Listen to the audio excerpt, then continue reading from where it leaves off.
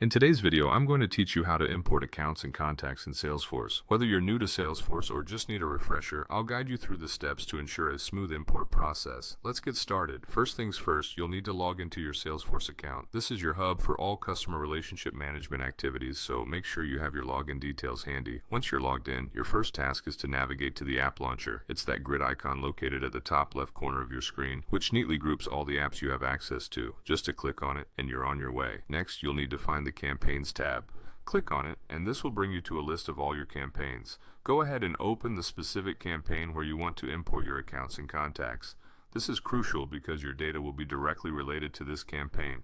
Once you're in your selected campaign, pay attention to the Campaign Members section. You'll see a drop-down arrow. Click on it, and you'll find the option to select Import Leads and Contacts.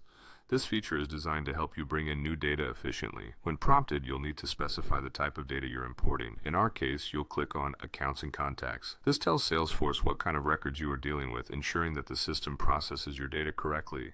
Now, it's time to decide on your actions. You'll have the option to add new records, update existing ones, or even do both simultaneously. Choosing the correct action is crucial to maintaining an accurate database, so consider what best suits your current needs. With your action selected, it's time to import your data file. This is typically done via a CSV upload. Ensure that your file is formatted correctly and contains all necessary data before proceeding. After the file is uploaded, click Next. Here comes a critical step, editing field mapping. Field mapping is all about aligning the columns in your CSV file with the corresponding fields in Salesforce. This ensures that the data is transferred accurately, so take your time to review and adjust any mappings before proceeding.